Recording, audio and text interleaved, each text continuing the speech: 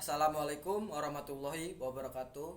Perkenalkan, nama saya Adi Prasetyo dari 11 IPA 4. Saya di sini akan mendeskripsikan tugas sejarah TB1 tentang diplomasi dan konfrontasi dengan penjajahan untuk mempertahankan NKRI. Pada tanggal 17 Agustus 1945, maka secara resmi bangsa Indonesia telah merdeka dengan bebas dari segala bentuk penindasan penjajahan. Namun tidak demikian gangguan dari bangsa asing datang, yakni dari pemerintahan Belanda. Disebut dengan berbagai bentuk perlawanan oleh bangsa Indonesia. Maka dari itu bangsa Indonesia harus kembali lagi untuk mempertahankan NKRI, untuk memperjuangkan negara Republik Indonesia memiliki dua strategi untuk menghadapi ancaman Belanda, yaitu satu, diplomasi dan konfrontasi. Diplomasi adalah usaha mempertahankan kemerdekaan bangsa Indonesia dengan cara mengirimkan beberapa wakil dari setiap negara untuk melakukan perundingan dalam penyelesaian masalah melalui berbagai macam perjanjian. Beberapa perjanjian diplomasi antaranya adalah: 1. Perjanjian Lingkar Jati pada tanggal 11 November 1946. Indonesia diwakili oleh Sultan Syahrir Akagani, Susanto Tirtoprojo, dan Muhammad Reom. Pihak Belanda diwakili Seher Merhort dan penegah dari pihak Inggris diwakili Lord Killers. Hasil dari perjanjian Lingkar Jati yaitu Belanda mengakui secara de facto wilayah Republik Indonesia meliputi Jawa, Sumatera, dan Madura. Belanda harus meninggalkan wilayah Republik Indonesia selama-lamanya. Pada tanggal 1 Januari 1949, Belanda dan Indonesia sepakat untuk membentuk negara Republik Indonesia secara RIS. RIS harus bergabung dengan negara-negara bersemakmuran di bawah kerajaan Belanda. 2. Perundingan Renville pada 8 Desember 1947 sampai 17 Januari 1948.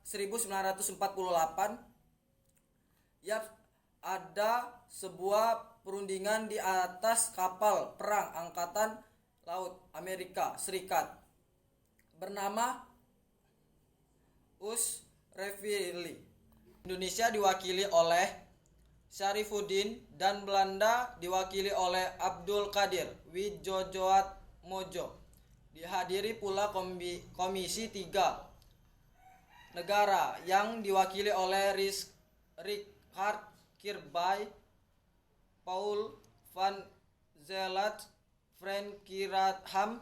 Adapun hasil dari perundingan ini ialah Belanda hanya mengakui Jawa Tengah, Yogyakarta, dan Sumatera sebagai bagian wilayah Republik Indonesia. Disetujuinya sebuah garis yang memisahkan wilayah Indonesia dan daerah penduduk Belanda. Tentara harus tarik mundur dari daerah-daerah kekuasaan Belanda atau dari Jawa Barat dan Jawa Timur. Akan diadakan semacam referendum pemungutan suara untuk menentukan nasib wilayah dalam RIS. 3. Konferensi Meja Bundar KMB yang dilakukan di Den Haag, Belanda pada 23 Agustus 1949 sampai 2 November 1949. Nama perundingan tersebut ialah Konferensi Meja Bundar. Namanya Meja Bundar karena meja untuk konferensi memang berbentuk sebuah bundaran. Pada saat itu Belanda diwakili Mr. van Marsheven, perwakilan Indonesia diwakili oleh Muhammad Hatta, dan delegasi UNC ialah Christy Heli. Hasil dari konferensi Meja Bundar ialah Belanda mengakui RIS sebagai negara yang merdeka dan berdaulat. Mengangkut kedaulatan dilakukan selambat-lambatnya tanggal 30 Desember 1949. Masalah Irian Barat dan diadakan perundingan lagi dan waktu 1 tahun setelah pengakuan kedaulatan RIS. Antara RIS dan kerajaan Belanda akan diadakan hubungan Uni Indonesia Belanda yang dikepalai Raja Belanda. Kapal-kapal perang Belanda akan ditarik dari Indonesia dengan catatan beberapa korvet kapal perang kecil akan diserahkan kepada RIS.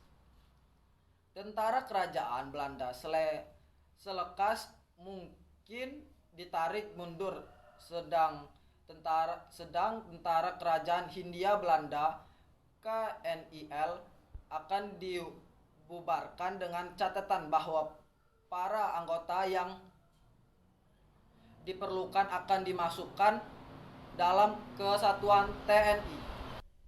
4. Perundingan Reujin pada tanggal 14 April 1949 dan akhirnya ditanda tangani pada tanggal 7 Mei 1949 di Hotel Desideres, Jakarta. Namanya diambil dari kedua pemimpin di delegasi, yaitu Muhammad Reon dan Herman van Roejen. Pertemuan ini adalah untuk menyelesaikan beberapa masalah mengenai kemerdekaan Indonesia sebelum KBM di Den Haag. Hasil pertemuan ini adalah Angkatan Persenjataan Indonesia akan menghadiri KBM. Pemerintahan Republik Indonesia dikembalikan ke Yogyakarta. Angkatan bersenjata Belanda akan menghentikan semua operasi militer dan membebaskan semua tawanan perang. Konfrontasi adalah penyelesaian masalah dengan persenjataan atau menyelesaikan masalah melalui medan perang. Perjuangan ini terjadi setelah proklamasi kemerdekaan. Perjuangan konfrontasi di Indonesia diantaranya adalah 1. Bandung Lautan Api. Peristiwa kebakaran besar yang terjadi di kota Bandung pada tanggal 24 Maret 1946 dalam waktu 7 jam. Sekitar 200.000 penduduk Bandung membakar rumah mereka dan meninggalkan kota menuju pengundungan di daerah selatan Bandung. Hal ini dilakukan untuk mencegah tentara sekutu dan tentara NICA Belanda untuk dapat menggunakan kota Bandung sebagai markas strategis militer dalam perang kemerdekaan Indonesia. 2. Pertempuran Medan Aceh, Medan Area. Pada tanggal 9 Oktober 1025, pasukan sekutu di bawah pemimpinan Brigjen T.E.D. Kelly mendarat di Medan untuk mengambil alih pemerintahan.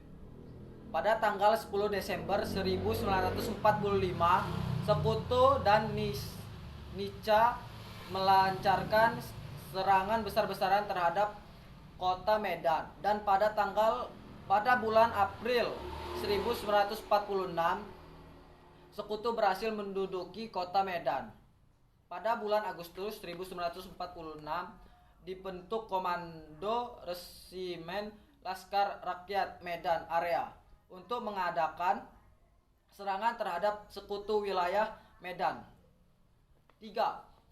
Pertempuran Surabaya. Pada tanggal 25 Oktober 1945, tentara sekutu mendarat di Surabaya dipimpin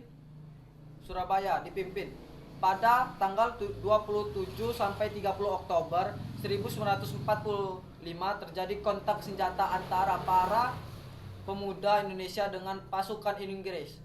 Pada tanggal 9 November 1945, Inggris mengeluarkan ultimatum yang berisi semua pimpinan dan orang Indonesia yang bersenjata harus melapor dan meletakkan senjatanya di tempat yang ditentukan. Dan tanggal 10 November 1945 terjadi pertempuran yang sangat dahsyat. Pasukan Inggris mengempur Surabaya dan darat, lautan, dan udara. Maka dari peristiwa itu tanggal 10 November diperingati sebagai Hari Pahlawan. Sekian dari saya. Wassalamualaikum warahmatullahi wabarakatuh.